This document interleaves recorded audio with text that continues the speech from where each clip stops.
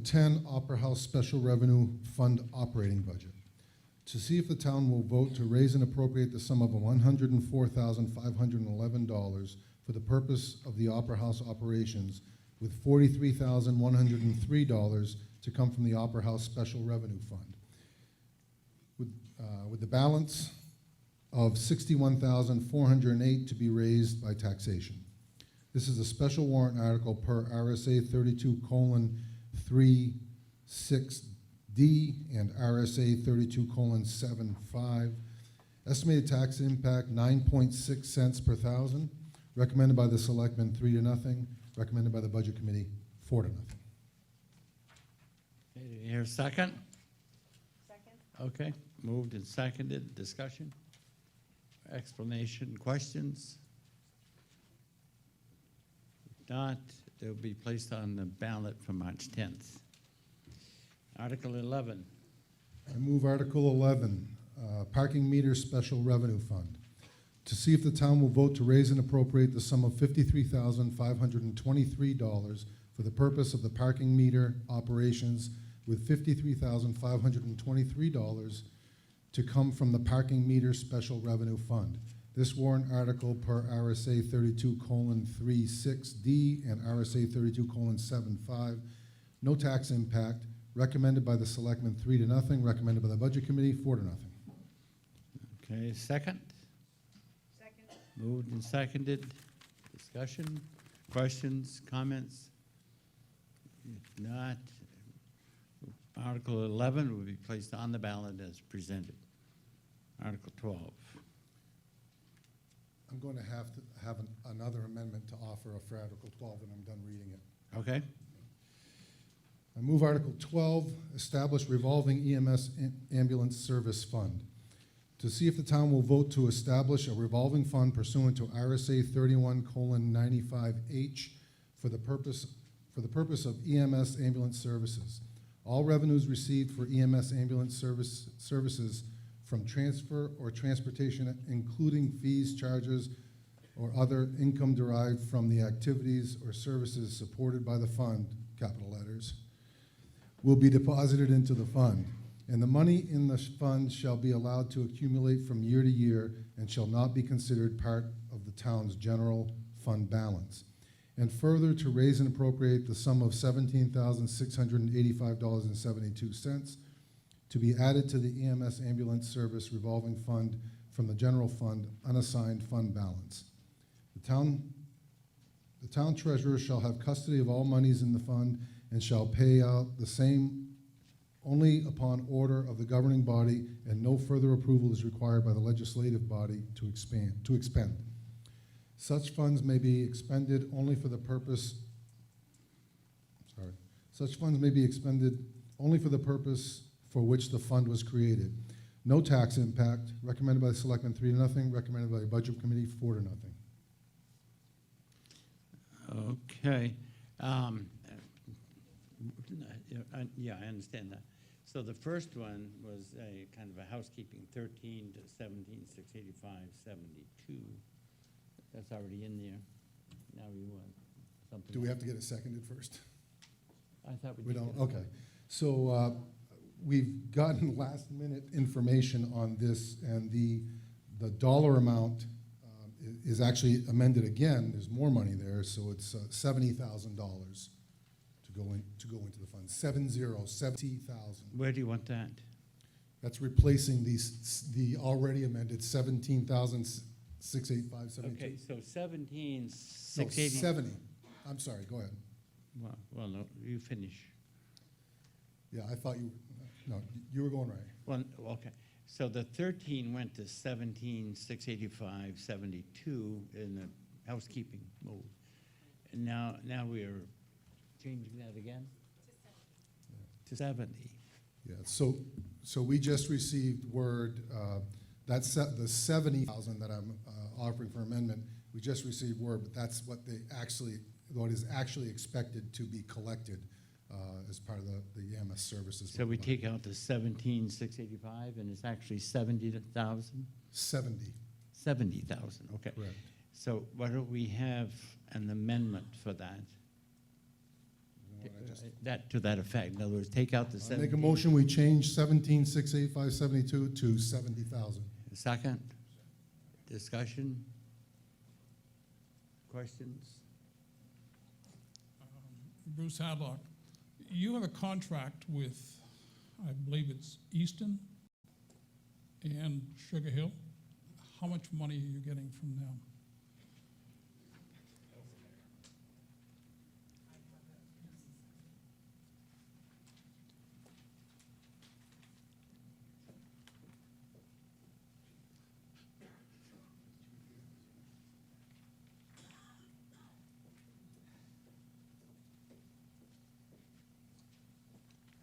The combined total of both of those towns is 24,108, excuse me, 109, my bifocals, per year. Is that included in these numbers? It's included in the budget for, No, I didn't ask that. Is that in the numbers that he's asked, that he's just quoting to have amended? Is that including that 24,000? it's, No, that 70,000 is money we're collecting for the services that have been provided, not through the contract with the towns. It's for So where's the 2019. money that you're collecting, the 24,000?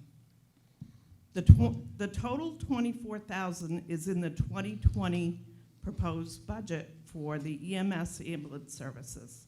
We collected 5 months from each one of the communities because they didn't start using our services until later in the year, which was August. Then my- And it is included in the 70,000. It's included? No, I'm sorry, I'm just told it's not. I'm It not was su- included in the 17,000 that I had had the amendment for. No, I'm not sure I understand it from that end of it, number one. Next question I have. You don't have a contract with Bethlehem. You don't have a contract with Franconia. How come you're sending your ambulances to Bethlehem? Captain or Chief? That's going to be probably based on our mutual aid agreement with the surrounding communities. I don't think we have a mutual aid agreement. Chief can speak to that. We have mutual aid agreements with all surrounding communities. We have it for fire, but we don't have it for ambulances.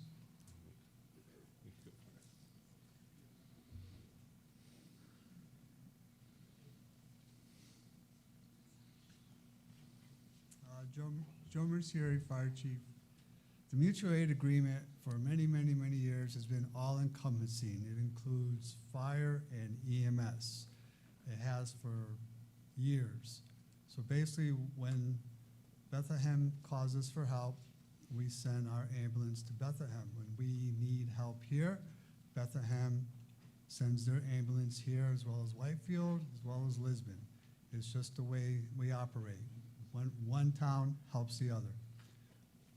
I understand the word mutual aid, but when somebody picks up the telephone that lives in the town of Bethlehem and calls Littleton, and Littleton responds, that's not mutual aid. That's a direct pickup by the ambulance service, and they're not licensed or not being able to do it, as far as that goes.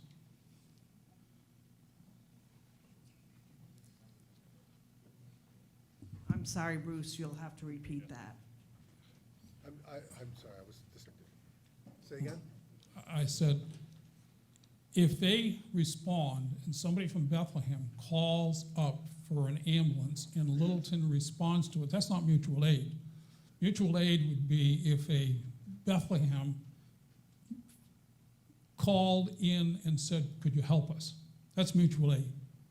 It's not a case where they come in and respond to it because a telephone call came in. I don't think that's accurate, but the chief can explain it much better than I can.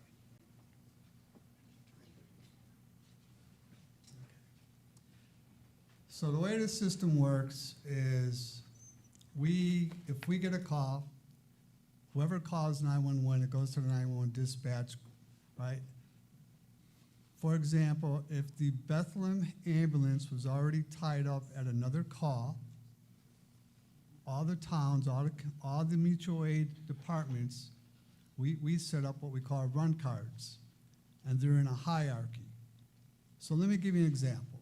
If our ambulance was tied up at a call, and we got another medical call here in town, since our ambulance is tied up, dispatch automatically looks at the run card, and depending on your location, will send the next available ambulance, which would come from our mutual aid town. It's an automatic process, right? If someone from Bethlehem calls 911 and their ambulance isn't available, depending on where they are in Bethlehem, either Twin Mountain or Whitefield or Littleton will respond. Right? And it's automatic. It's been like that for many years.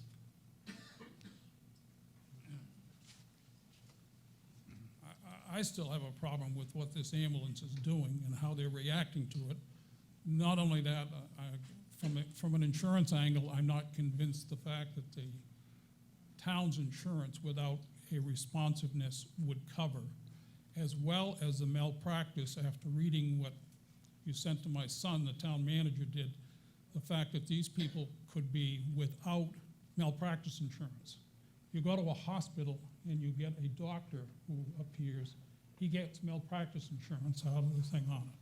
But I'm not convinced the fact that they have got malpractice insurance for any of the people in turn that are in here as far as that part too. So, thank you.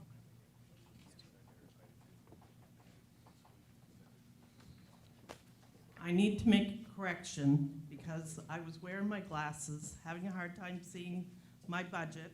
The EMS budget is on the back page of the budget handout that we gave everybody. On that budget, it shows charges for coverages in other areas. At this time, we have $34,109 coming from those two other towns. And if more towns want to jump on board, they should talk with our fire department, the fire chief, and the town manager. And Mr. Moderator, do you mind if Yes. I just, do you mind if I Sure. address the liability point that Mr. Hadlock brought up? I would just say Of that course, yes, we yeah. verified with New Hampshire state law and also with Primex that our employees are completely covered, so we're good. That's not what it said, not what in fact it was. I want to give a little bit more explanation. In order for us to start this fund, this revolving fund, we have to have approval. It will have its own revenue and expenditures and fund balance. And the fund balance, which is the revenues less the expenditures, will fall to this fund balance, and it can be only used for the purposes that this fund is established for. Next year, it will become part of the operating budget.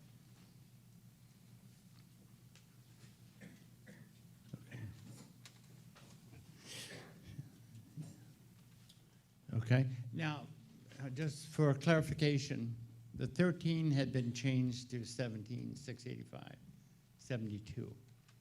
Both of those numbers have been replaced through an amendment, or proposed anyway, to 70,000.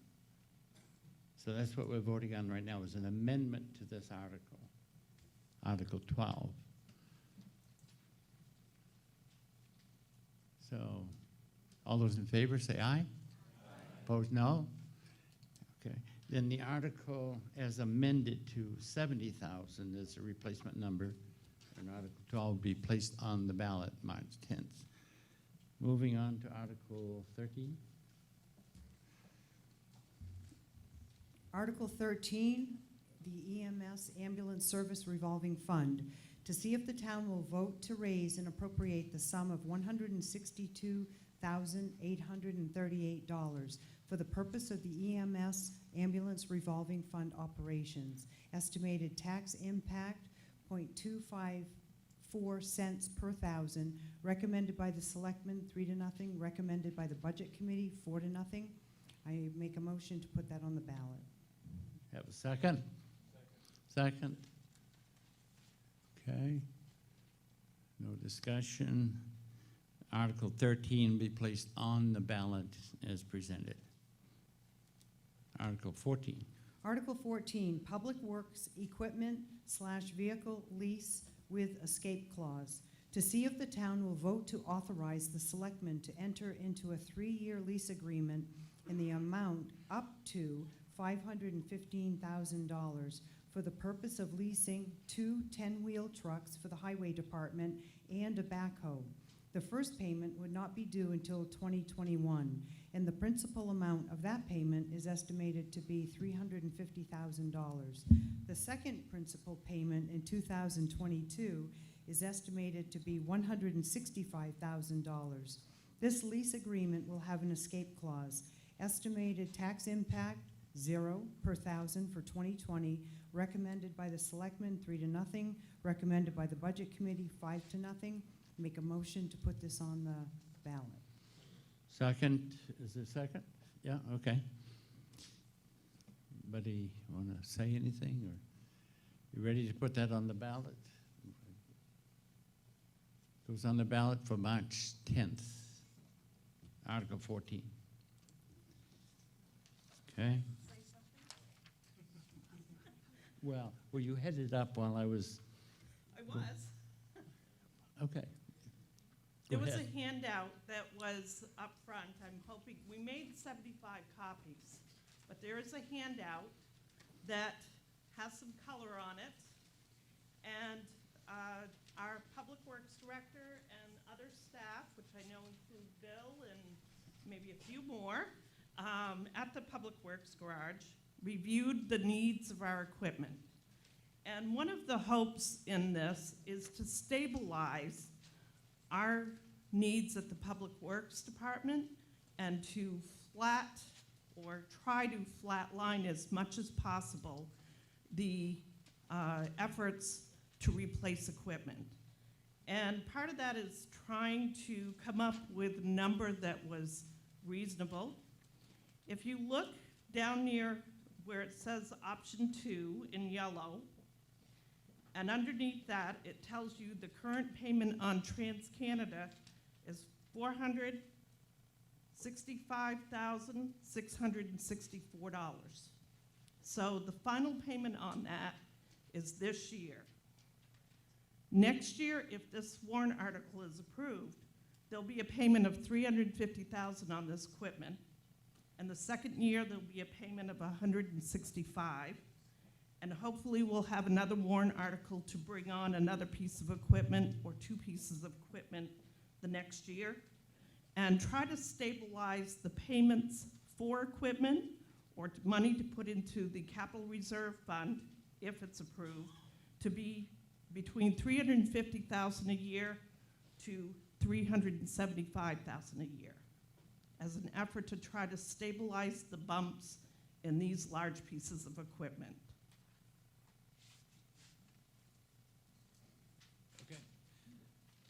Thank you. So now, hearing no other comment, Article 14 will be placed on the ballot for March 10th. Article 15. Article 15, Dells Dam engineering work. To see if the town will vote to raise and appropriate the sum of $20,000 for the purpose of engineering work, design, and permitting work at the Dells Dam to conform to the New Hampshire DES rules, with said funds to come from unassigned fund balance.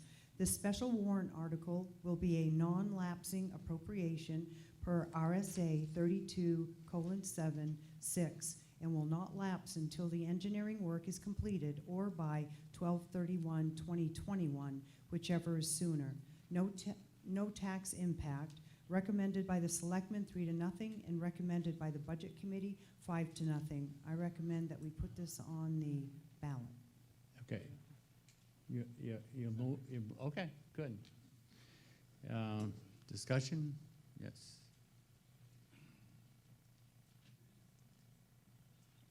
I have a question.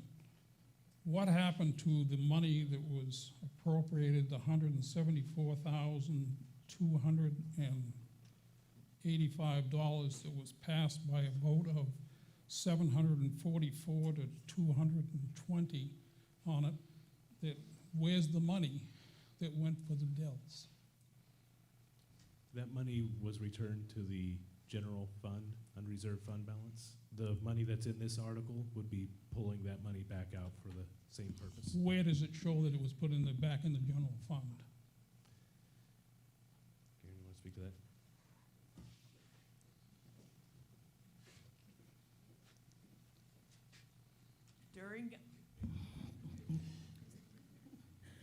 During our 2018 audit, the auditors had said that it's been 2 years. The warrant article didn't have a non-lapsing clause, and the funds that were unexpended, which was a total of $105,000, had to be put back into our fund balance. Our fund balance as of right now is $528,000. So there was a couple warrant articles that ended up having to be put back into the fund balance. And an effort to continue some of this work is why this warrant article is on the ballot. But this was voted on 744 in favor of and 220 against. So it was done. How come the board didn't respond to this and do what the article said? Not all of the work was able to be completed.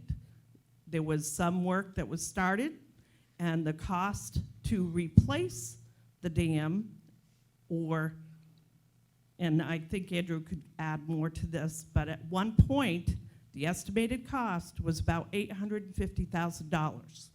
And we didn't have enough money in that warrant article to do that.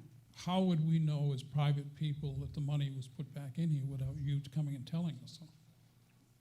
It's not usually something that is discussed. It was discussed during, it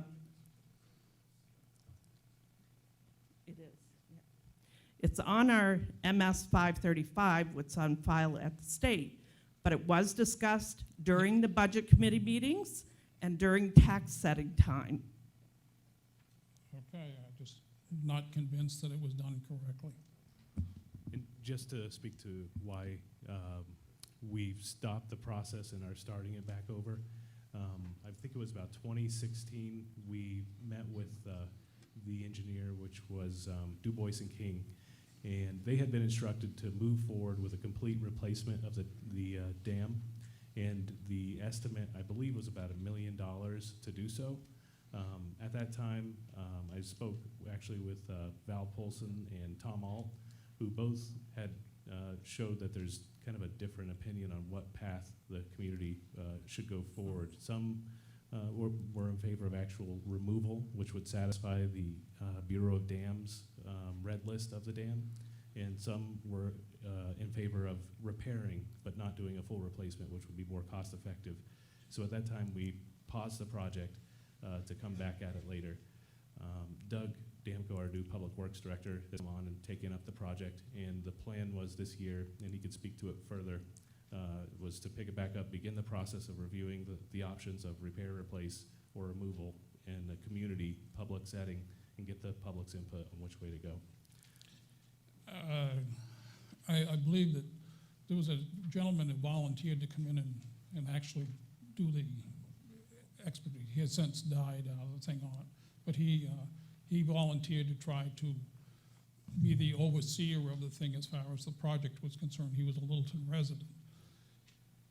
The other one is, if you were to go down to Lyman, New Hampshire, and they had a dam at Dodge Pond down here, they in turn replaced the thing by building one right behind it. They're a small town, very innovative in what they did, and I think you could find that if you went down there and looked at it without you hiring an engineer and build this thing up beyond belief out of the thing on it, that if you went down there and you looked at what they had done, they took and built a dam behind it with flowage out of the thing on it at a very low figure as far as costs were concerned. Thank you. Okay. So Article 15, hearing no further comments, will be placed on the ballot as presented. Okay, Article 16. I'll move to place the following article on the ballot, on the warrant, EMS ambulance 5-year lease with escape clause. To see if the town will vote to authorize the selectmen to enter into a 5-year lease agreement in the amount of $380,000 for the purpose of leasing an ambulance and to raise and appropriate the sum of $82,754 for the first year's payment for that purpose. This lease agreement contains an escape clause, estimated tax impact of 12.9 cents per thousand, recommended by selectmen 3-0, recommended by budget committee 4-0. You have a second? Second. Moved and seconded. Okay, without, yeah.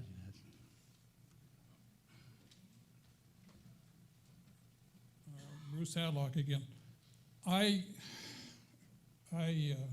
went to one of these meetings out of it, and I made a strong recommendation that all ambulances in all these small towns, it's physically impossible for them to financially survive in the ambulance business and pay for it. All these ambulances should be run by the county. And the county form of government then would bill you for your operations, and they would be responsible for having the money. That doesn't mean the fact that you wouldn't have an ambulance in the town of Littleton on the thing on it. But these small towns around are physically not going to be able to do it. In fact, as Andrew called my office and said I was right. The only thing is, he hasn't responded by writing to Grafton County whatsoever to initiate the fact of what he said that I was right. And I bet you haven't ever written a letter, have you? You have? You haven't written a letter to Grafton County to ask them to respond to it. I would just say to Bruce's point, I think regionalizing some services really makes sense. You can find ways to make It's things gonna- more efficient, and I think that one of the difficulties is that the county doesn't actually offer that service right now, and that's something that But that's why we ask you to write the letter to directly respond and let them do the research. I don't think it's gonna be quickly, but if you don't write a letter, you're not gonna get a response to it. But there's no way any of these little towns can afford any of these ambulance services, no matter what you do. And it's happening all over. If you look in the newspaper, you just see them just going down the tubes out of the thing on it. And it's gonna happen the same way in hours out of it for what you're doing. But please write the letter and initiate to Grafton County to have them start to look into it and research it. Thank you. Okay. So Article 16 will be placed on the ballot for March 10th. Article 17. I'll move to place the following article on the ballot. Full-time police officer for 9 months. To see if the town will vote to raise and appropriate the sum of $66,000 with an offsetting revenue of $39,600 from a grant for the purpose of hiring a police officer for the town's police department. The 9-month estimated cost is $66,000 and is inclusive of benefits, equipment, and uniform.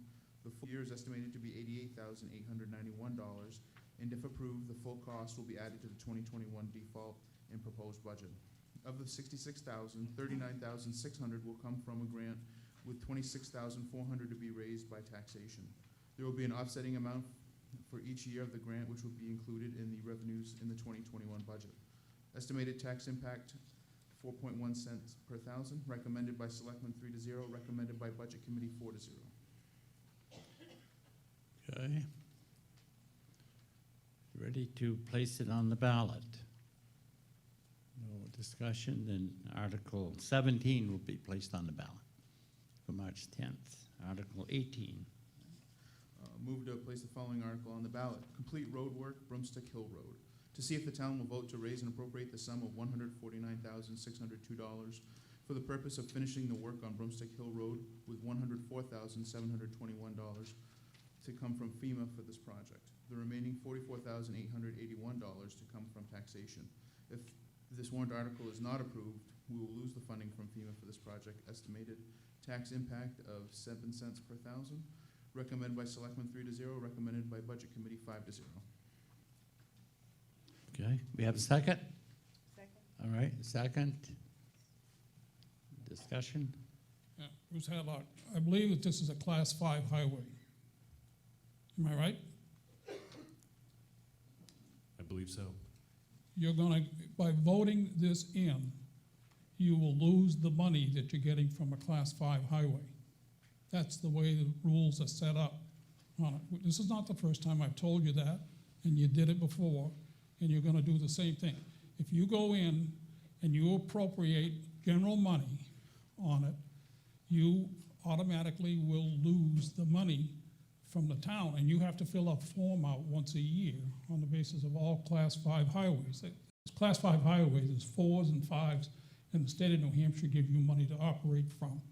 But when you appropriate money in a budget like this, you will lose the money that comes in to the classification out of it.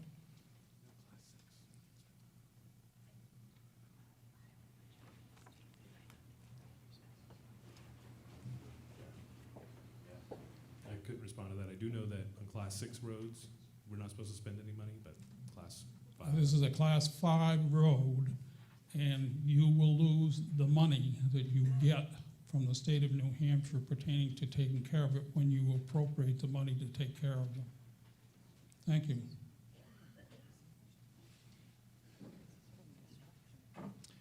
So are we clear on that, that we can't take it out of the Sorry, warrant? can I just make a comment? Yeah, first? So, Bruce, are you suggesting we shouldn't spend any money on Class 5 roads and count on the state to give us the money to do it?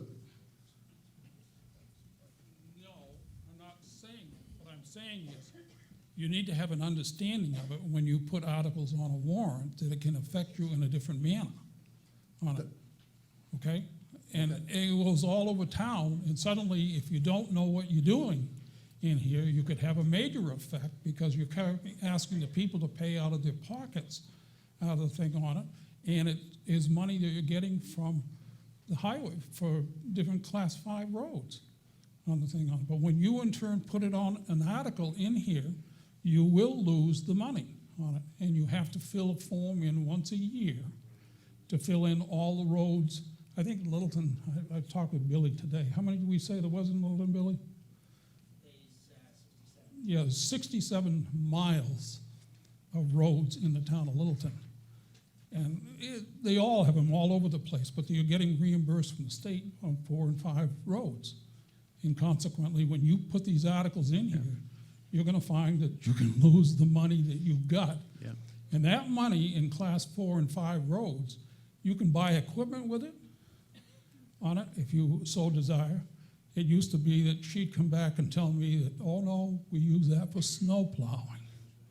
That's true, but it doesn't change the fact that we need money. This road needs to be repaired, and we need the money for it, and it's not gonna come from the state.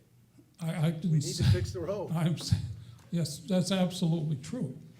But consequently, you need to be able to explain it that you're losing on one hand and putting it in on another. So, Okay. Mr. Moderator, could I just add a quick clarification to that? Yeah. Okay. And Doug, I don't know if you want to. I know you got a communication today from the DOT specifically on this issue, so perhaps you could address that. Doug Damko, Public Works Director. Bruce came into our garage today and spoke to Bill and I about it, and we have the list from DOT. We've shared that with Bruce. But when he brought up the issue that he's raising tonight, we did put in a call to DOT just to try to get some clarification from them. He's referring, I think it's the highway block grant funding that he's referring to. And so we asked the question about the town, allocating funds for our projects on our roads, and best I can tell, they said that did not affect our allocation. That the allocation is just based on how many Class 5 miles we have reported. So just wanted to clarify. That's something I just found out this afternoon, so I just wanted to offer that for clarification. So then, does that mean it's determined by miles, and this article would be valid?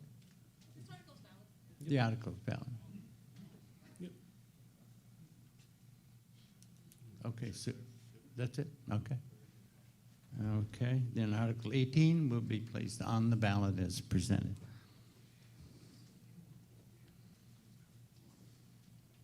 I move Article 19, Opera House rigging. To see if the town will vote to raise and appropriate the sum of $30,000 for the purpose of completing the rigging improvements to the Opera House, with $15,000 to come from the unassigned fund balance and $15,000 to be raised by taxation. Estimated impact, 2.3 cents per thousand. Recommended by the Selectmen 3-0, recommended by the Budget Committee 4-0. Second? Yeah, okay. Moved and seconded. All right. Then Article 19 will be placed on the ballot for March 10th. I move Article 20, Opera House improvements, to see if the town will vote to raise and appropriate the sum of $30,000 for the purpose of the repairs. Close. Purposes of repairs and improvements to the Opera House building, equipment, property, and systems, and to authorize the withdrawal of $30,000 from the unassigned fund balance for the above purposes. No tax impact, recommended by the Selectmen 3-0, recommended by the Budget Committee 4-0. Okay, we have a second? Second. Second, moved and seconded. Okay, Article 20 will be placed on the ballot for March 10th. Article 21. I move Article 21, transfer station repair, replacement equipment, supplies, and building improvement. To see if the town will vote to raise and appropriate the sum of $35,000 to replace, fix, purchase, and maintain transfer station equipment, buildings, containers, vehicles, and the purchase of an additional supply of bags, and to authorize the withdrawal of $35,000 from the transfer station revolving fund if warrant Article 7 is approved, or from the transfer station special reserve fund if warrant Article 7 is defeated. If warrant Article 7 is approved, this warrant article will be void, as there will be no need for further approval. No tax impact, recommended by Selectmen 3-0, recommended by the Budget Committee 4-0.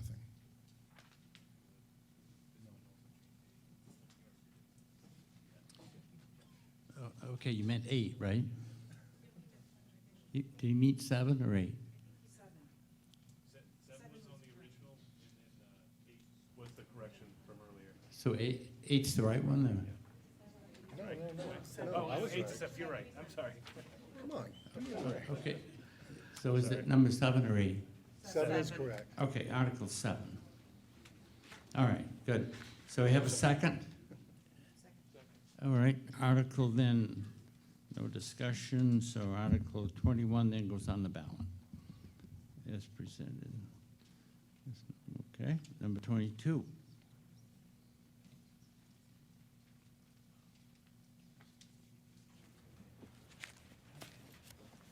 Article 22, collective bargaining agreement with SEA. To see if the town will vote to approve the cost item included in the collective bargaining agreement for 3 years, reached between the Board of Selectmen and the State Employees Association, Local 1984, which calls for the following increases in salaries and benefits at the current staffing level. The year 2020 estimate is $23,614. 2021, the estimate is $34,785, and the year 2022, the estimate is $37,273. And further, to raise and appropriate the sum of $23,614 for the current fiscal year, such sum representing the additional costs attributable to the increase in salaries and benefits over those of the appropriation at current staffing levels paid in the prior fiscal year. Pursuant to RSA 273-A:12(7), if approved, the terms of this collective bargaining agreement, including the pay plan, but excluding costs of living increases, will continue in force in effect until a new agreement is executed. Estimated tax impact, 3.7 cents per thousand, recommended by the Selectmen 3-0 and recommended by the Budget Committee 4-0. Okay, do we have a second? Second. So Karen, you want to speak on that? Okay, I did a review of this at the public hearing, but I'm going to go back through it again. Apparently, I did a good job, so. This is a 3-year agreement. The first year in the agreement, the wage increase is 4.7%. There is no increase for union employees in the proposed budget or in the default budget. There was no contract approved or brought to the voters last year for either union. So the union employees did not get an increase in 2019. And if this is approved, you will be approving their warrant article for increases for each year of the contract. The annual estimated cost for, and the SEA is the police department employees, is $32,168. That includes all wages and benefits that are related to the wages. In the contract, the employees will pay 1% more toward their health insurance if they have the lower deductible plan, going from 15.5% to 16.5%. The savings is about $684 a year, the first year. Additionally, there will be a change to the number of days the employee must be out on non-work-related illnesses or injuries before their disability insurance picks up. If the contract is approved, the number of days will change from the 10th day to the 14th day, saving about $1,000 in costs for the first year.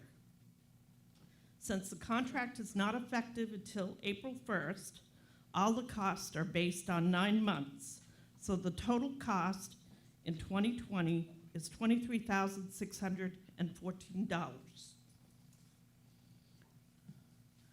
Other additional changes: special detail, a minimum number of hours, if working less than 4 hours, will be 4 hours pay. If between 4 and 6 hours detail, the minimum hours paid will be 6 hours. The hourly rate for detail will change from $45 per hour to $50 per hour, or 1.5 times the employee's rate if the overtime rate is higher. This cost is passed on to the client requesting the special detail. So this cost is not passed on to the taxpayers. There is an added incentive for patrol officers and sergeants that have an associate's degree, bachelor's or master's degree in criminal justice or a related field. The annual bonus is $250 for associates, $500 for bachelor's or master's, with the maximum paid out per year per employee of $500. The estimated cost right now is $1,000 per year. Some changes have happened in the grievance procedures, disciplinary actions, and what positions are excluded under the contract of this agreement. Newly hired patrol officers and sergeants may receive a one-time signing bonus of at least $1,000 to $3,000. They're currently getting this. It's just a matter of putting it into the contract. Newly hired prosecutors may receive a one-time sign-on bonus of $4,000 to $6,000. Both of these bonuses are paid out after new hire completes the probationary period and obtains any additional requirements the town may ask for, such as certifications. An employee who receives a promotion from one job to another in the higher classification shall be placed at the lowest step, representing a pay increase of not less than 10%. Employees under the contract will receive an assignment increase of 4% instead of the 3% that's currently in the contract. This is for special assignments such as detective, SRO, or a fill-in for a prosecutor. The prosecutor will receive an annual stipend for providing services to other towns that contract with the town of Littleton. It's 10% of the revenue that is collected by the town of Littleton.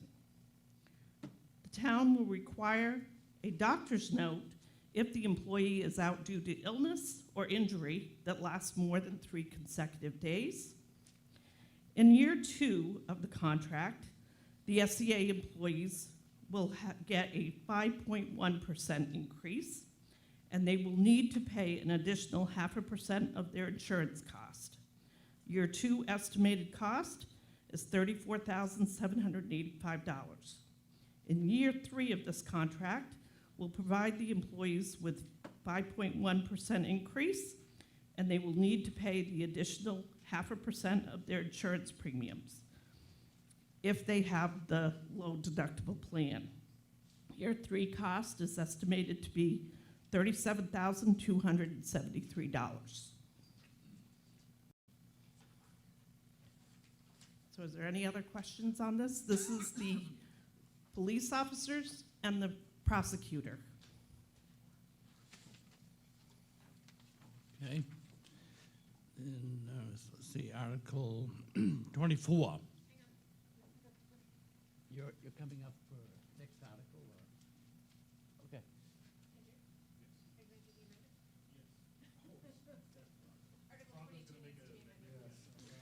Article 22, okay.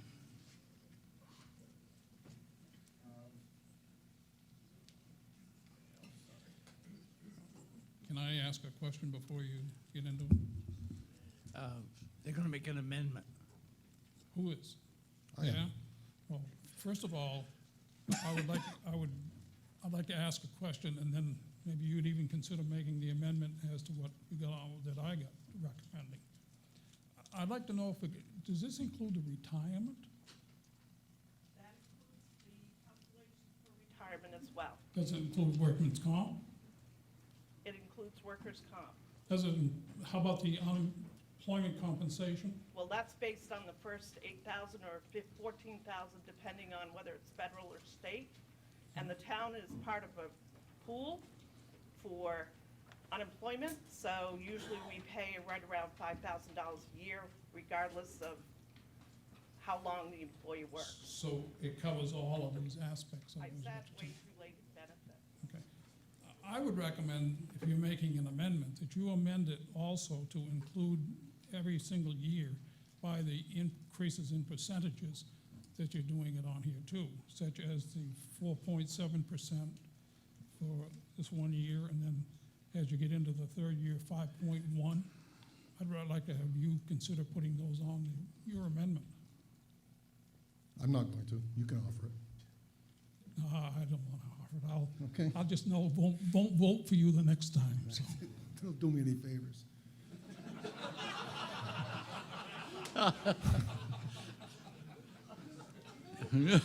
I need to offer an amendment. Please, okay. I'd like to remove, there's a section of this article that the language was in there to satisfy state law that is no longer in effect. So I'd like to remove the sentence, the last sentence, pursuant to RSA 73A:12(7), and everything after that. And everything after that? Yep. All the way to where? The whole sentence, the entire sentence, all the way to executed.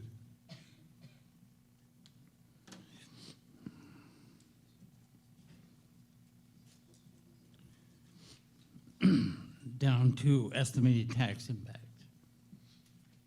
Correct. So the amendment then takes out pursuant RSA 273-A:12, Roman numeral 7. Also, the terms of this collective bargaining agreement, including the pay plan, excluding cost of living increases, will continue in force and in effect until a new agreement is executed. all of those words are included in your amendment, right? Is that right? All right, second on the amendment? Okay. Any discussion on that? Those in favor of the amendment, say aye. Opposed, no. Okay, the amendment carries, and also Article 22 then be placed on the ballot. Number 23. Article 23, special town meeting. Shall the town, if warrant article number 22 is defeated, authorize the governing body to call one special meeting at its option to address warrant article number 22, cost items only. No tax impact, recommended by the selectmen, 3-0, recommended by the budget committee, 4-0. Okay, that's motion. Second? Okay. And then, discussion. Article 23 goes on the ballot then. Okay? Article 24. Article 24, collective bargaining agreement, AFSCME. To see if the town will vote to approve the cost item included in the collective bargaining agreement for 2 years reached between the Board of Selectmen and the American Federation of State, County, and Municipal Employees, Council 93, Local 1348, which calls for the following increases in salaries and benefits at the current staffing level. Year 2020, the estimate's $23,839. Year 2021, $33,978. And further to raise and appropriate the sum of $23,839 for the current fiscal year. Such sum representing the additional costs attributable to the increase in salaries and benefits over those of the appropriation at current staffing levels paid in the prior fiscal year, pursuant to RSA 273-A:12-7. If approved, the terms of this collective bargaining agreement, including the pay plan but excluding costs of living increases, will continue in force in effect until a new agreement is executed. Estimated tax impact is 3.7 cents per thousand, recommended by the selectmen 3-0, and recommended by the budget committee 5-0. Do we have a second? Okay. Explanation? Okay, again, I did this at the public hearing. I'll go in a little further detail. If this warrant article is approved, it's a 2-year contract. There's no wage increases in the proposed budget for union employees that are under this contract. This includes public works, fire department, and transfer station union employees. And it currently is 22 positions that it's covered under this contract. The first year of the contract, the hourly rates will be raised 4% for the Public Works Department and Transfer Station. Estimated cost is $16,905 for Public Works, $4,605 for Transfer Station. Calculating this out for 9 months, the Public Works would be $12,678, and the Transfer Station, $3,720. The Fire EMS union employees will have an adjustment to their hourly rate of 4% to 6%. Part of this increase is a subclassification of the positions, breaking out firefighters with AEMT and paramedic certificates. This adjustment is partially offset by the savings from the change of the employees, of a change the employees are giving back in removing their annual incentive bonuses for the AEMT and paramedic certifications. The estimated annual cost of this is $31,012, less the offsetting savings in the annual bonus of $12,453. So the net is $18,559. The 9-month cost estimate for the fire EMS department is $13,919. In the second year of the contract, the hourly rates, or the wage increase for the hourly rates will be 3 to 3.04%. Please note that employees under the ASFME did not get a wage increase in 2019. The contract was not negotiated at that time, and it was not brought forward to the taxpayers to vote on. Under the agreement, the firefighters EMS employees agreed to drop a holiday, or the holiday pay they received when they work on a holiday, from 24 hours to 12 hours holiday pay. Their scheduled workday is 24 hours. The savings on this year, the first year of the contract, is $11,499. The second year, because there's 3 additional holidays that are not counted in this 9 months, the savings is $2,827. Public Works Highway Department agreed to a training minimum budget of $2,000 a year, which is $1,000 less than the 2020 budget has in it. The firefighters EMS employees agreed to a change in callback minimum hours paid at straight time. The number of callback per week paid at straight time in the current contract is 3 hours for 1 callback.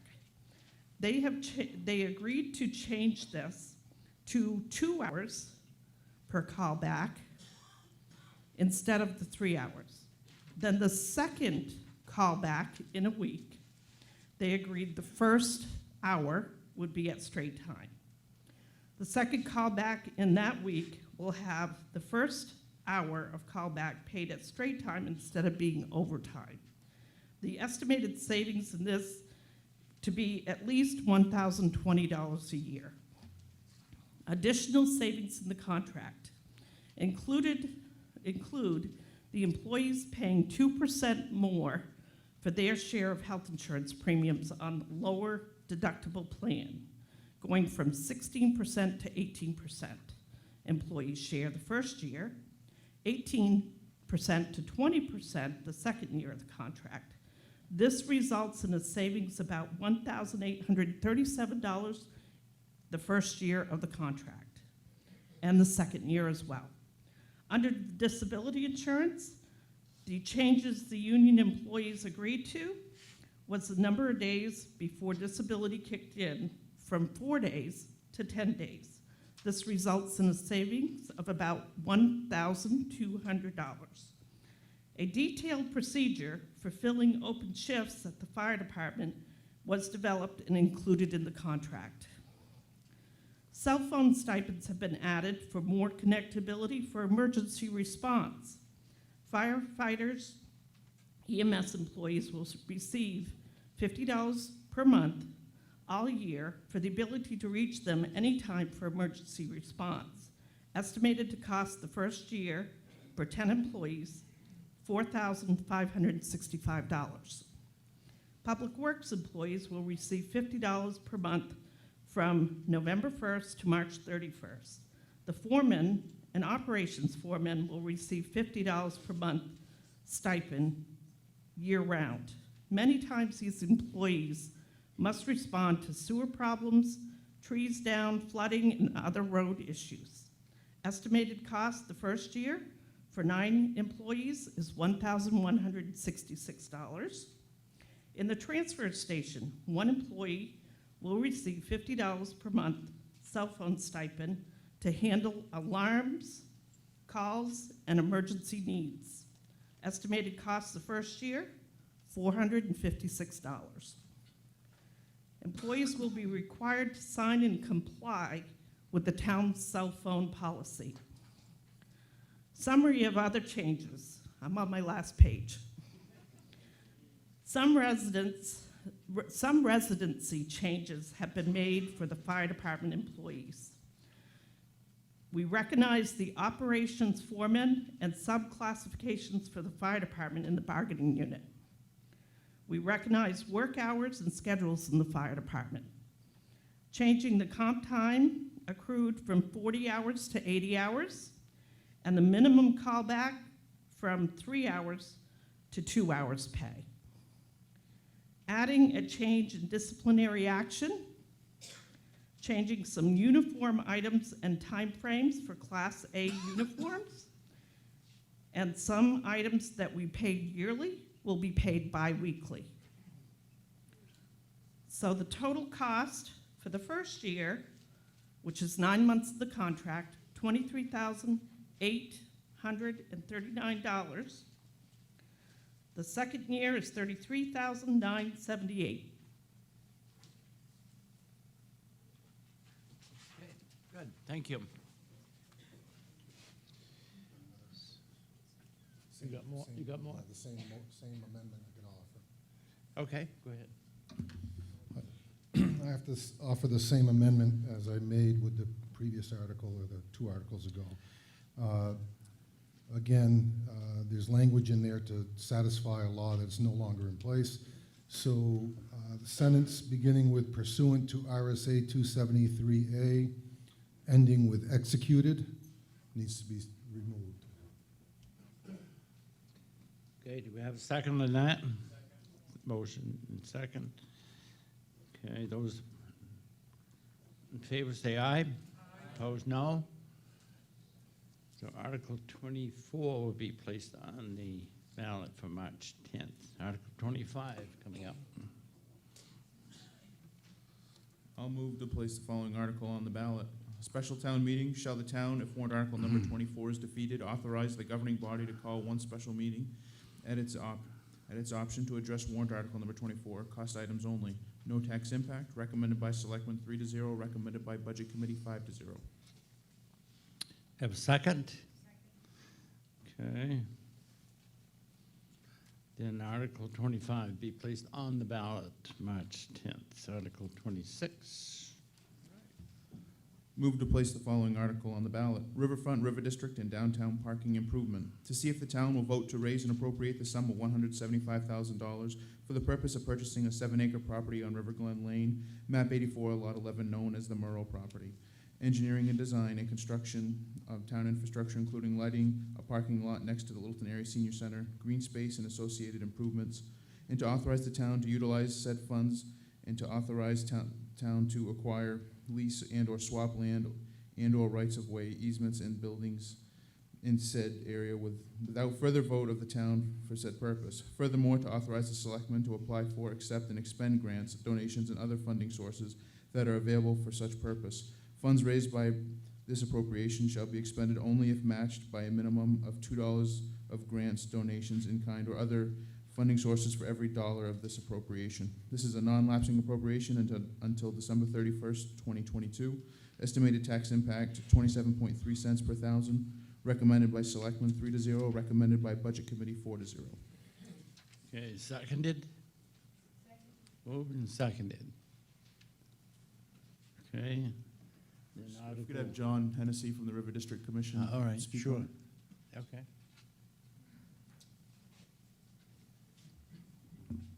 Good evening. Excuse me, I'm John Hennessy. I volunteer on the River District Commission for the town. The Select Board and the town manager put forward this warrant article as part of a plan to make improvements to the south side of the Ammonoosuc River in downtown Littleton. In September 2019, the town invited a group called Plan New Hampshire. That's a planning group at no cost to the taxpayers to come to the town and create a vision for this side of the river and a plan to make the improvements that Chad just read. If you go one more, Andrew, to this map that you can't really see very well. The point of this is to show the relative size of this parcel that we're talking about. It's 7 acres, which is a pretty unique piece of property that exists in downtown Littleton, immediately across the river from our business district. We had input sessions with the community, and the two things that the community told the planning group that we really needed for this parcel was parking for one, and community open space for another. If you go to the picture, this is a rendering, one more. This is a rendering of the plan that they came up with. And for your orientation, this square here to the lower right is the senior center. And you can see the bridge coming across the river. That's the covered bridge that has shilling on the opposite side. And what this plan entails is first and foremost purchasing this 7-acre piece of property. It's owned by a single property owner. Constructing the parking lot that you see here adjacent to the senior center, which is going to create 50 new parking spaces to serve the senior center, as well as the downtown riverfront businesses across the river. And it's going to put lighting there. If you've ever walked out of the senior center at night, you know you can't see your own feet, so that'll be a big safety improvement. It's going to grade and improve the land. If you know that property now, there's a big dirt patch where people park cars now. That'll all be planted and regraded to create a nice park-like piece of green space that's multiple acres for community use, including it's used right now for the farmer's market, which will shift a little bit in its location, but that's a planned continued use for the property. And then also the Riverwalk, which has no lighting right now, will get lighting with it as well. So if you go back, the budget for this project, Horizons Engineering donated their time to put an opinion of probable cost together for this project. So the things I just mentioned are included here in the top half of this slide as the budget, which totals $800,000. And the town worked hard to put together a financing plan that would reduce the cost to the taxpayers as much as possible to make this project a reality. So you can see that there were 2 grants that the town obtained and has in hand for a total of $450,000 that the organization NCIC helped the town apply for and obtain. And there's private contributions will be raised for $175,000 to match the town's taxpayer input of $175,000 as well, leaving the taxpayers with project cost of about 22% of the total project. So property valuation was a question I got, so I wanted to talk about that. So I'm no appraisal expert. So the seller actually got the property appraised in 2018, so a pretty recent appraisal. The land appraisal was part of that as $474,000. The building was not appraised as part of that process, but extrapolated from the town valuation by the property owner. It's estimated at $63,000. That's an 1,800 square foot post and beam barn that sits there. From that, the property owner's already donated a permanent easement to the town that we constructed that Riverwalk on back in 2002 that was donated, and that has a value from the same appraisal of $41,000. We've negotiated with the seller he's willing to make an additional concession to the community, and it gives us a net negotiated purchase price for the property of $433,000. So we're not simply relying on the seller appraisal, of course. The town has hired an appraiser to also validate that appraisal. That's in process right now. Would love to have a bow tied on that for you tonight, but those things take a little time, and we'll have that very soon. Project benefits, I won't go through these, but the most important benefit to the town is that this will eliminate the risk that these town uses that go on that property today won't be replaced by a sale by the property owner to a private investor that could do whatever they wanted with the property. So this secures the property for permanent use for the town forever, and what goes along with it is all the other benefits that we talked about. Someone else asked me about traffic down in that area. So if you go one more, Andrew, this is the last thing I'll mention, is that potential future phase here, which would need additional work, could be to realign the roadway to make the road coming in by Littleton Freehouse a one-way, and it would require purchasing another property that would create an exit, but the town does have right-of-way coming in there, and this could alleviate, if there were increased traffic as a result of this project, that could be a possible solution in the future. Thank you.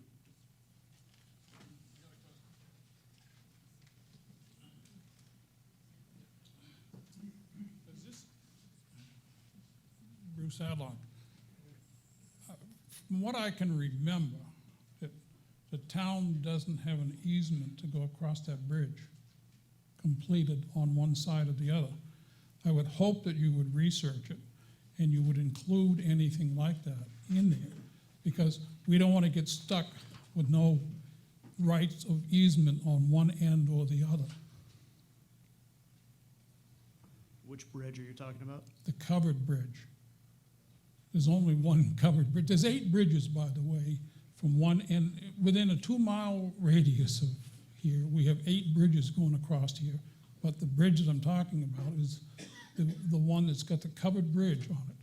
You need to do a title search on the thing to make sure that the town has an easement and right-of-way, or it needs to be included in this purchase. So you're not getting stuck that we're gonna have to get involved with it later on. Okay, thank you.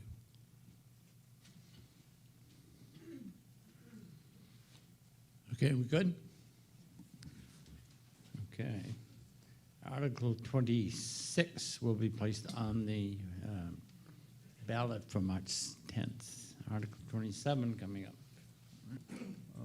Make a motion to place the following article on the ballot. Unexpended Conservation Commission funds. To see if the town will vote to authorize the Conservation Commission to retain the unexpended portion of its 2019 annual appropriations, said funds to be placed in the Conservation Fund. The unexpended portion of the 2019 annual appropriation is $223. No tax impact, recommended by Selectmen 3-0, recommended by Budget Committee 4-0. Okay, do we have a second? Second, okay. Then Article 27 be placed on the ballot.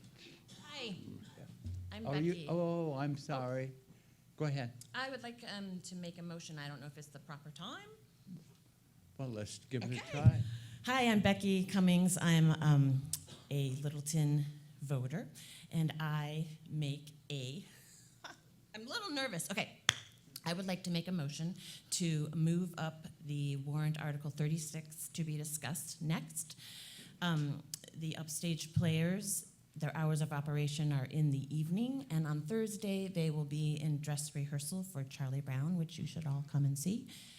And so they would like to be present in order to share their ideas and for the town.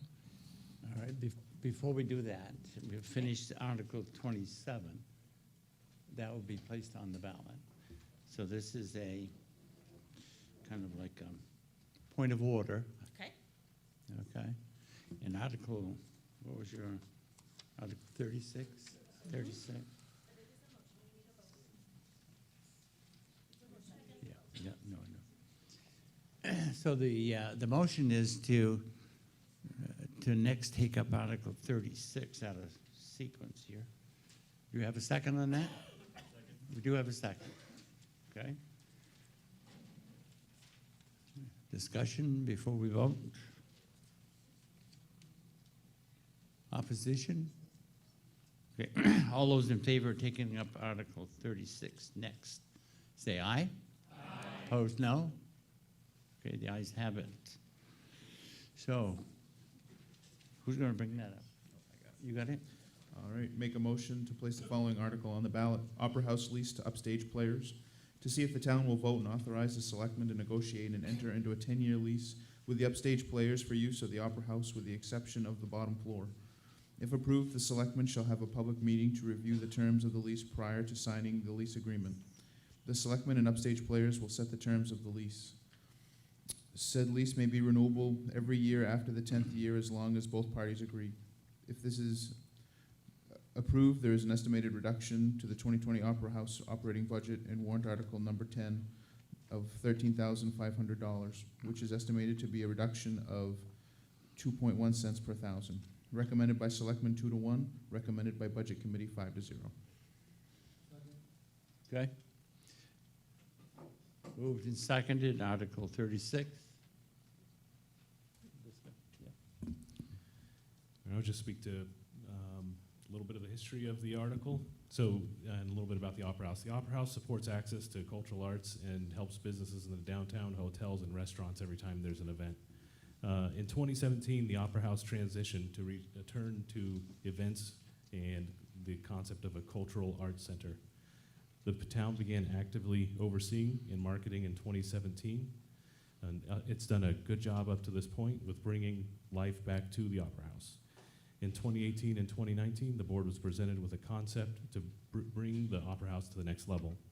I have another contractor with UP. Upstage players proposed the board submitted a proposal to the board, and the board voted unanimously as they felt that it was a natural progression and getting the town out of the events business. Okay, thank you.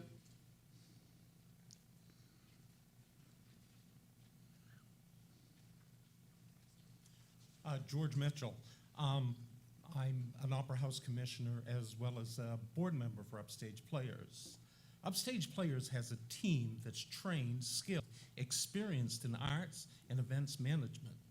They are equipped to move forward with community arts and culture at the Opera House. Upstage Players also has expertise in education and working with adults, youth, and children in the arts, providing them a well-rounded, community-driven approach to programming and events at the Opera House. Expansion of arts and culture at the Opera House will continue to bring commerce into Littleton. We draw local and distant patrons to the Opera House that support local businesses.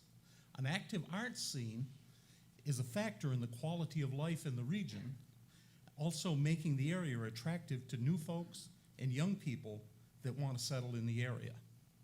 Upstage Players has had an investment in the Opera House for the past few years, bringing shows and entertainment that's top level in its field and will continue to bring the same level of entertainment.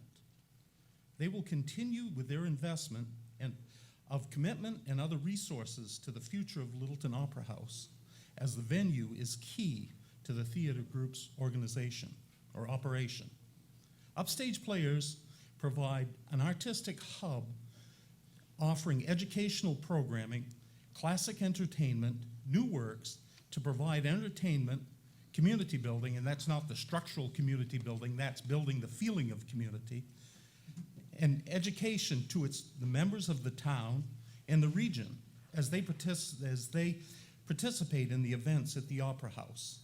I was sort of instrumental in working to bring the Opera House to the point that it is, and I think this is a great step in moving forward. I've also served a few years as an Opera House commission and believe this is the right step for its future.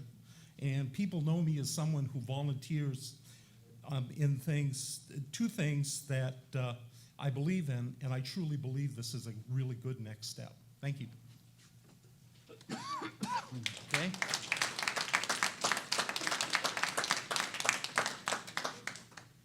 Someone else, yeah. Tom Alt, and I'm impressed. I'm surrounded by creativity and artistry here. And this is an old farmer talking to you. I attended the budget committee hearing when this was presented, and unfortunately, before the discussion ended, I had to go to the school budget hearing. But I heard a good part of the discussion, and when I left, I had the firm impression that none of the budget committee members were ready to get on board with this. There seemed to be a lot of apprehension about the length of the lease, and on the one hand, they gave them an A++ as far as their ability to put on tremendous productions and so forth, but there was a lot of question about whether they felt comfortable, the budget committee felt comfortable handing over the reins as far as the management of and caretaking of the building went. So I'm wondering, I know some budget committee members are here tonight, 5-0 in favor. I must have missed a huge turnaround when I left the room, and I can see the chief coming over here now to address that.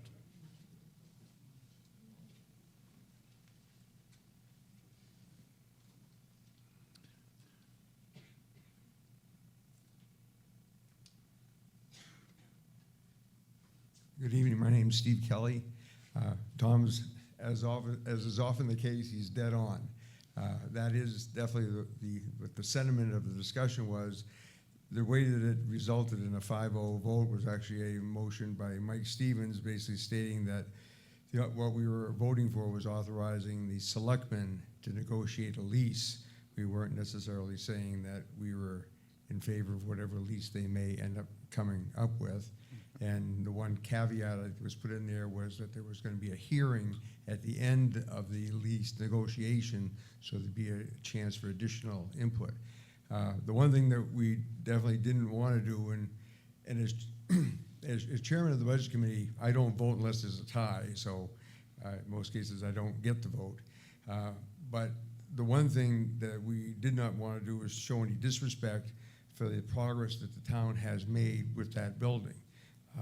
Sue Pilot has done an admirable job running that operation, and it has shown improvement every year, and that's something that we were concerned. We certainly didn't want to put that progress in jeopardy, because the building is on track, if you would, to become self-sustaining, I would say probably the next 4 or 5 years.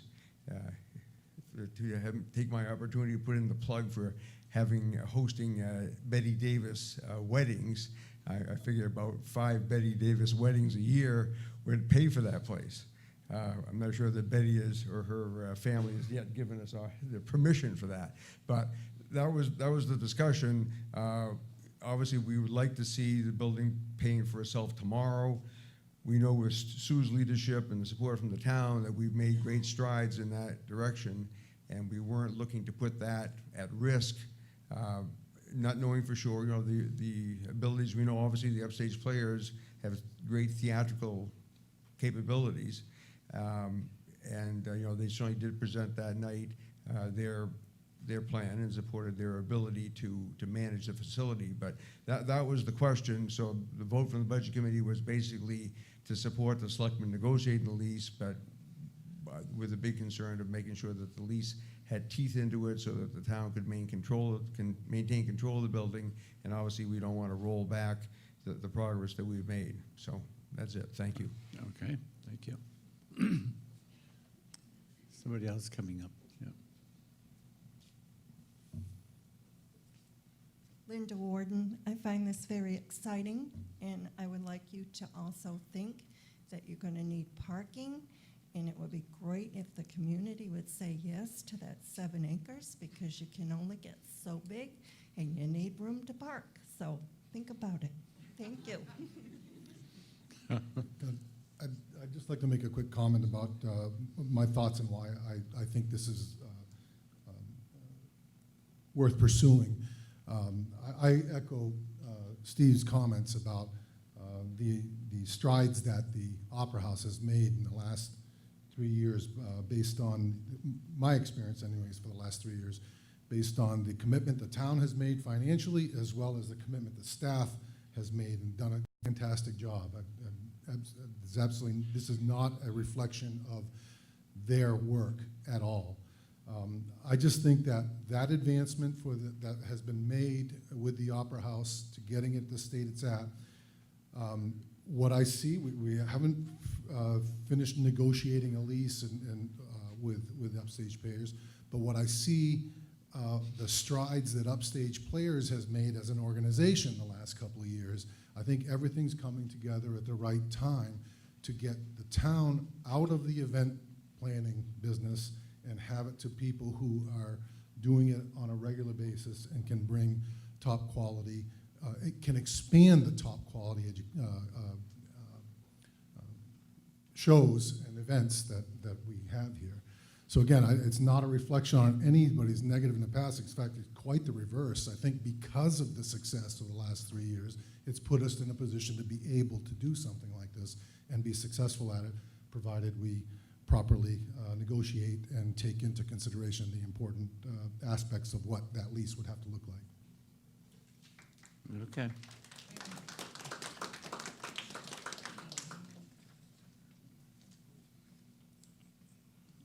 Bruce Hadlock, I'd like to ask, what happens if you lose your lease on where you're presently down at the town?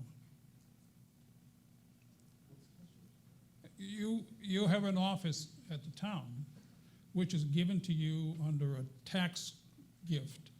And if you lose that, where are you going to go? Certainly, I don't know, because we haven't faced that. Well, that's why I'm asking. But I will say this, that I don't think that the Opera House is a proper place for town offices. I just don't think that's a good idea. I think Well- we should be using the Opera House for the intent that it was built for. And I think we can expand its uses, But and putting we- town Well, offices in it one at a does- time, please. Putting town offices in that building does quite the opposite.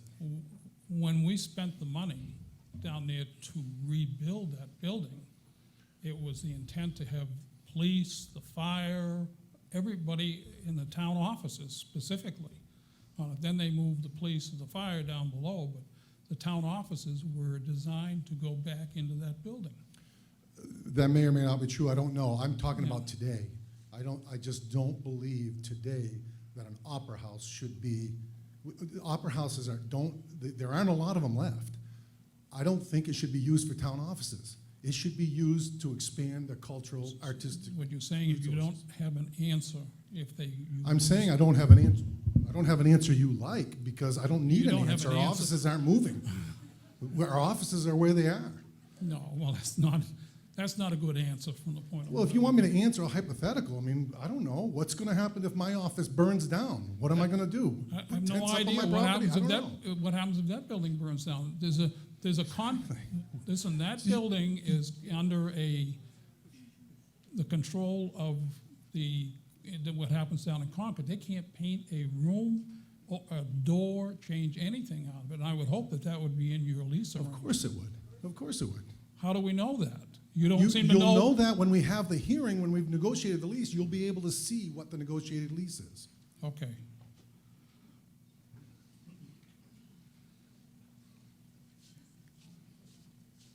Rudy Jelse. First, I want to give you an answer to Mr. Edilak. Maybe he doesn't going to be there. How the hell do you ask him this question? That's his last year, man. Well, Maybe he's going to go bye-bye. What the hell do you know? But anyway, one thing about Article 36, I personally think that that's the best article, all the warrant articles. And I think you, the guys over here, what we need in Littleton, I think the manager is sometimes, the salesman, they do the right thing to give the opera house to this gentleman over here. The young people, they need a place. yeah.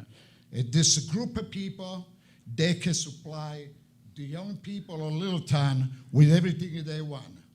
I wish them luck, and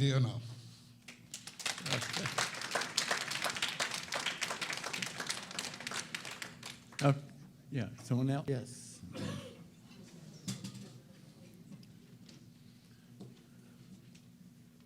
Kate Goldsboro.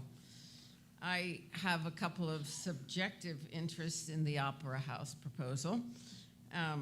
One as an actress, more opportunity, and as a business owner, the expansion of the town as an artistic hub would benefit me and my business economically. But my objective view as a businesswoman, having looked at the facts and doing what all business owners do, we weigh the pros and cons and make decisions. Here are my thoughts in favor of this proposal. A focused, organized, unified party running the historic space, maintaining its integrity, and upgrading the interior functions of it as a performance space will expand opportunity for everyone, especially the next generation, the kids. The tenancy providing more hours for tourists, continuing the hours for the town's use, centralizing upstage so it has more energy to grow, attracting business, saving budget money, it seems like a good fit for all. If Upstage wants to give a 10-year commitment to upgrading the performance spaces through fundraising, it seems a no-brainer to me. I don't know how many of you have been involved with a theater production, but you've never seen so many moving parts come together seemingly miraculously by opening night. I, who have been in the theater all my life, was once again thrilled by the integrity and energy thrown at my first Upstage production last February, for which we received 7 nominations at the New Hampshire Theater Awards. If you'd been at the awards and seen the big moneyed theaters down south that were our competition, you'd have been impressed. This little theater company moves mountains. And if they want to take this on, I say jump on it. Okay.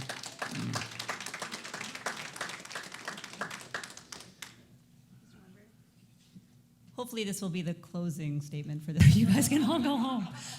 My name is Courtney Vasha. I am not a Littleton resident, but I'm a North Country longtime resident, and I'm the president of this organization. And I want to say thank you to Sue for the work that you've done. And I want to say thank you to Dick for bringing us to Littleton. And I think both of those things are really important historical pieces and aspects to this deliberation. We are here to negotiate a lease. That, at the end of the day, is what this article is about. And there are pieces still up for discussion. We know how important the historical integrity of this building is to this community, and we are very prepared to honor that. And we're also prepared to put money and fundraising and effort into making sure that that is done correctly and well to the benefit of everyone in this community. We are thrilled with the idea that we can gather together as a collaborative community to lift all of the boats that we're talking about here. We really are hoping to bring multi-generational programming and to continue the work that Sue's been doing. We're hoping to collaborate with more of our business partners in town, which has been the crux of what we've been trying to do for the past few years as we've been expanding. We look forward to partnering with our partners who are already in the Opera House. This is something that we know is about community collaboration. This is not just about a little theater group. This is about a financial commitment, it's about a community commitment, and it's about all of us coming together to improve not only Littleton, but the North Country from a cultural and economic standpoint. And we feel we are very ready to take that on, and we hope that the voters will vote in March and approve that so we can show you just how much we can do. Thank you.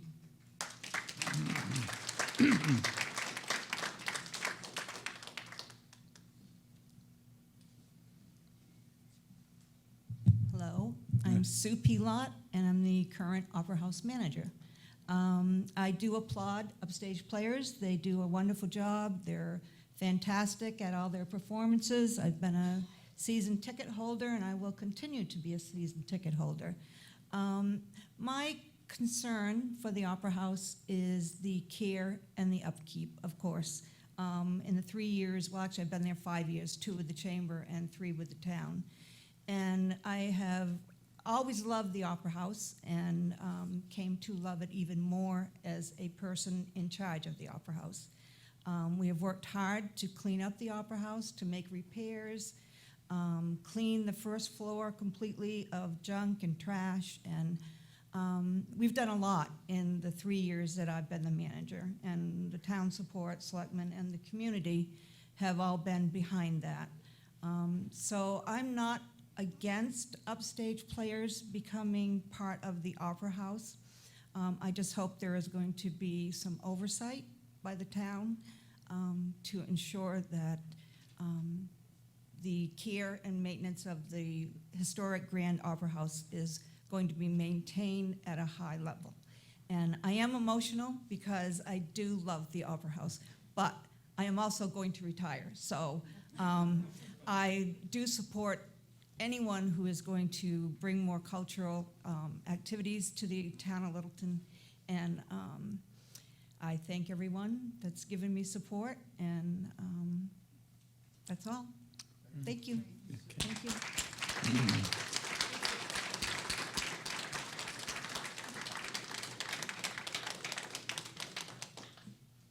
Okay, with that, Article 36 will be placed on the ballot for March 10th.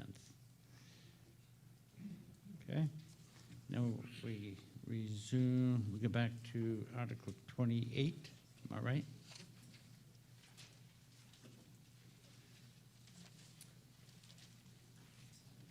I move Article 28, parking lot and parking improvements.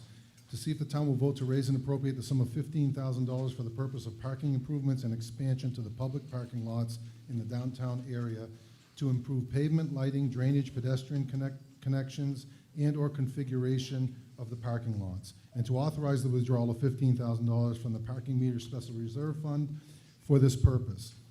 This special warrant article will be a non-lapsing appropriation per RSA 32:7, comma 6, and will not lapse until the above work has been completed or by 12/31/2022, whichever is sooner. No tax impact. Recommended by the select 3-0. Recommended by the budget committee 5-0. You have a second? Second. Okay. And Article 28 will go on the ballot for March 10th. Article 29. I move Article 29, infrastructure improvements to roads, streets, sidewalk, and sewer, to see if the town will vote to raise and appropriate the sum of $500,000 for the purpose of improvements, replacement, and repair of roads, streets, sewer, and sidewalks in town. Estimated tax impact 78 cents per thousand. Recommended by the selectmen 2-0, one abstention. Recommended by the budget committee 5-0. Have a second? Second.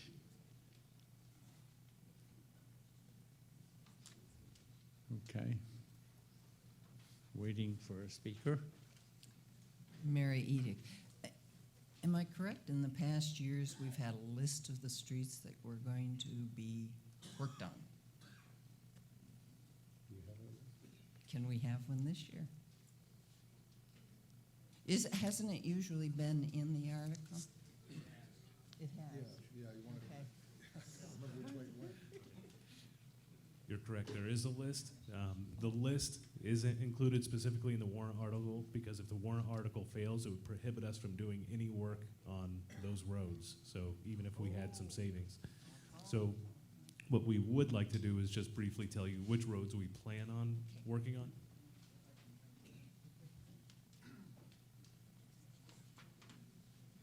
Doug Damko, Public Works. Andrew clarified that point. We do have a road plan that the town put together in 2010, which identified streets as well as utility improvements with sewers on various roads. So to some degree, we've been following that plan as a guiding document. So for this last year, we did Crane Street and Old Whitefield Road. So with this warrant article, we're looking at this point at a project on Far Hill Road that was previously discussed in the last year or two to bring funding for that. And then secondly, we're looking at improvements on South Street to continue some paving, shim paving we did there this year, and some sidewalk improvements to go along with that, possibly some sidewalk improvements on Cottage. But again, this is still under evaluation, and that's why we wanted to be able to have some flexibility to finalize the scope of those projects that we want to do for 2020. But that's what we're currently looking at. Thank you.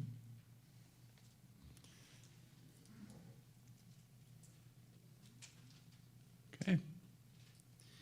Then Article 29 will go on the ballot. March 10th. Article 30. I move Article 30, West Drew Street retaining wall, to see if the town will vote to raise and appropriate the sum of $10,000 for the purpose of improvement of or replacement of the retaining wall on West Drew Street, which is supporting part of the road above it. Estimated tax impact 1.6 cents per thousand. Recommended by the selectmen 3-0. Recommended by the budget committee 4-0. Okay. Motion second. Then Article 30 will go on the ballot. Okay, Article 31. So I make a motion that we put Articles 31 through 35 on the ballot. It's the witching hour. There's a second.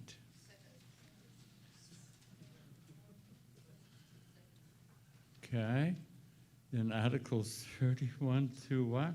35. 35 go on the ballot. That was a motion, right? That's a motion. You want me to take a vote? All those in favor say aye. Aye. Opposed, no? It's a motion. Some are still in shock. To 35, so next Article 37? Apparently, they were scheming there while I wasn't paying attention, so I get to start reading again. Move Article 37, lease the bottom floor of the Opera House to Littleton Historical Society. To see if the town will vote and authorize the selectmen to negotiate and enter into a 10-year lease with the Littleton Historical Society for the use of the bottom floor of the Opera House. If approved, the selectmen and the Historical Society will set the terms of the lease. Said lease will be renewable every 10 years as long as both parties agree. The Historical Society will be required to pay an amount as determined in the negotiations of the lease. No tax impact, recommended by the selectmen 3-0, recommended by the Budget Committee 4-0. Okay, second? All right. Okay, then Article 37 will go on the ballot. Article 38. I move Article 38, Dog Park, to see if the town will vote to raise and appropriate $20,000 to provide engineering, planning, design, fencing, make land improvements, provide water and/or purchase land, lease land, easements, permit, purchase equipment and supplies needed for a dog park. This warrant article will be offset by $10,000 in donations from fundraisers and in-kind work, with $10,000 to be raised by taxation. The amount of the donations has already been received. Estimated tax impact, 1.6 cents per thousand, recommended by the selectmen 3-0, recommended by the Budget Committee 4-0. Okay, have a second? Second. All right, Article 38 will be on the ballot. Article 39. I move Article 39, Mount Washington Regional Airport, to see if the town will vote to raise and appropriate $6,200 for the purpose of supporting the Mount Washington Regional Airport. Estimated tax impact, 1 cent per thousand, recommended by the selectmen 3-0, not recommended by the Budget Committee 3-1. Second? Okay, Article 39 goes on the ballot. Article 40.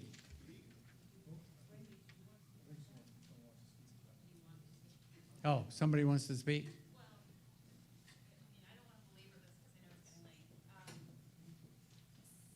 My name is Wendy Roberts. I'm the Airport Commission.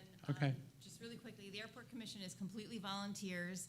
I want to point out the fact that the town of Littleton voted in 2000 and again in 2010 to be members of the airport and support the airport, which has been in existence for 73 years now. It does provide economic driving to the town of Littleton. According to the New Hampshire Department of Transportation, the airport generates about $1 million in economic benefit to local communities. 80% of the people who fly into the airport come to Littleton. We've been polling for the last 2 years, and that's basically what the numbers come out to be. The airport has 4,500 itinerant operations every year, which just means planes coming from out of the area into our region. We also had 150 air charters, and those numbers are based on SkyVector, which is a planning tool for airports. And those are all numbers that people can verify online. In the last couple of years, we have actually decreased. I heard somebody earlier say we want to do more with less, and the airport is doing that. The airport contribution is based on a per capita share of the member towns. The other thing that is a little bit different this year is the town of Carroll has agreed to put on their warrant to join the member town as a member town as well, which will reduce some of the costs. We also are working with the National Guard, who is moving forward with plans to build a facility at the airport, which eventually will also offset some of the costs to the towns. So the goal for the commission is to move forward in a way that the towns will not have to continue to support the airport. We're just not there yet. We have also increased our marketing efforts to attract more aircraft to the area and are doing an event every year. Last year, we had the first air show in 30 years that attracted 5,000 people for the day. According to the International Air Show Council, air shows generate $32.90 per attendee in direct economic impact to communities and $82.80 for direct and indirect economic impact. So essentially, just the air show alone brings $164,000 to our communities in direct impact and $414,000 last year in indirect and direct economic impact. This year, the event is planned for June 27th and 28th. Please come. And if anybody has time to volunteer, that would be great. But we're hoping it's going to be a 2-day event. We're hoping to double the attendance and continue to grow that. So the one thing that's a little bit different about our article as opposed to the articles that come later with the social economic impact, the social benefits are we are actually asking for money to help the economies in our communities. The other thing that the airport offers is we have a civil air patrol squadron now that does search and rescue operations for lost and downed hikers. And also they do FEMA work as well. And they have a cadet squadron, which is comprised of children from the age of 12 to 21. We have a couple of kids actually from the town of Littleton who are in the cadet squadron currently, and they offer opportunities for children to get into aviation, including learning to fly.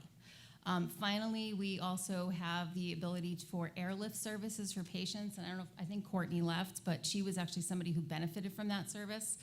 There's an organization called Angel Flight and the PALS that both provide medical services. So if you have some kind of life-threatening illness or terminal illness and need to get treatment out of the area, they offer that service where they can fly people down to Boston for treatments. And then the final point that I want to make, and I'm talking fast to try to move this along, is that the direct users of the airport in the town of Littleton pay over $68,000 in taxes, in annual taxes to the town of Littleton, which is more than 10 times the amount that the airport needs to continue to operate. Most of our funding for any capital improvement comes from the federal government. There has been investments of millions of dollars in our airport, and it's the only regional airport in the area that services this community. The airport needs to have the support of communities to continue to obtain that funding, and if that funding goes away and we aren't able to operate the airport safely, the FAA will not continue to dump money into that and improve the airport to increase the traffic, which has been increasing over the last 5 years. Last year, our flights were up about 20%. So we ask that Littleton, I know that Littleton is concerned about taxes, as is everyone, but literally the cost of the airport per person in this town is $1.05 base a year. It's the cost, less than the cost of a cup of coffee. And that's a pretty good investment when you're talking about an entity that brings in $1 million to our local communities. Thank you. Yeah. Anybody else? No?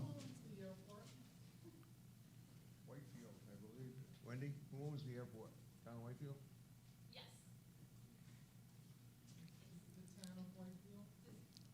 What do we need to do to finish this in the next 7 minutes? The town of Whitefield actually owns the airport, but through the intermunicipal agreement that the town of Littleton entered into, they're not responsible for the operations of the airport. The airport commission is responsible for the operations. The town of Whitefield also contributes more than their per capita share every year because there's a 5% match for any of the FAA funding that comes into the airport that does things like 2 years ago we had to resurface the runway for safety purposes. So the town of Whitefield picks up all of that cost for the 5% sponsor share. The only thing that the member towns pay for are the operation costs, which are particularly made up mostly of snow plowing, electricity, utilities, phone service, heat for the terminal building, insurance. So it's just operation costs. There's nothing that the town of Littleton will contribute to improve the airport itself or do any of the major maintenance costs. Thank you. Thank you. Is there any other questions while I'm here before I sit back down? Well, the question is what we need to do in the next 5 minutes so we don't have to go back Thursday night. 3 articles, so is there a possibility of combining those Yeah, for the that's chat? what I was gonna do, but I think Gerald has to. Well, I've got to finish off Article 40. 39. 39, right. So Article 39 goes on the ballot. Go ahead. I'll make a motion to place the remaining articles, which I believe are 40, 41, and the last, which is 54, on the ballot as presented. 40 and 54, okay. Second? There was a second, okay. I think we need a vote on that one. Yeah, okay. So all those in favor say aye. Aye. Opposed, no. Are you going to have comments? Okay. Do you have comments? I should come before you. All right. Okay. This is Mary Edick on Article 40. My first question is, who put this article on the warrant? Who brought this up? The state. Okay. Oh, yeah, of course, the commission, right. Where will these sports retail locations be? In bars, probably, or in what, restaurants? Do you have any idea? No. Okay. No, Then my third question is, and I don't want to put you on the spot if you don't. Mary, there is a packet in the back that explains. I know, I've everything. got it. Oh.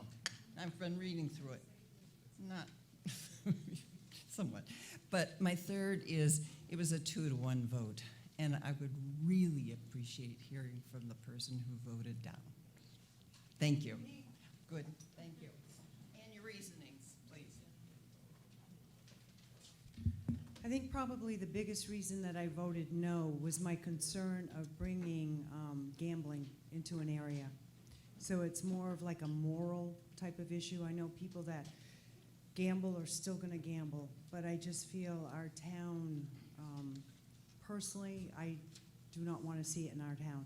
Now, it may never be in our town, but we had to put it on the warrant because of the state. That's why I voted it down.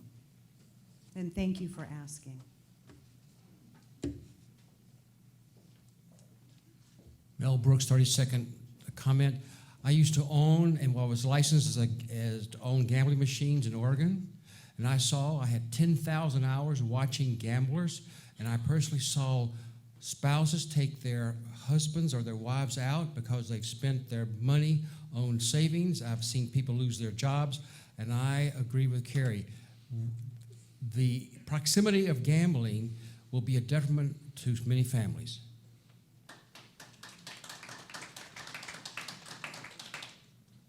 Hi, I know we're all anxious to go home. Calvin Bollier, Littleton resident. I just want to say that gambling's already here in the community. I don't know if anyone's ever gone into Cumberland Farms and been behind somebody who buys like $80 in scratch tickets, but it's already here. But as a Littleton taxpayer and someone who has kids enrolled in school, there should be an avenue for problem gamblers, help that they can get, but let's not cut off a source of revenue that could potentially relieve the very hefty tax burden in the state.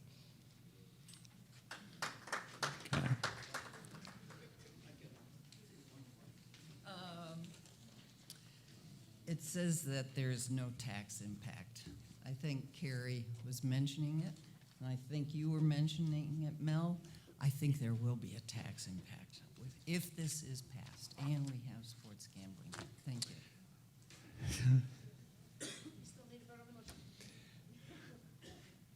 All right, all those in favor of the motion to discuss all of those, right, put them all on the ballot, say aye. Opposed, no? All right, so that's done, and we're now ready to adjourn.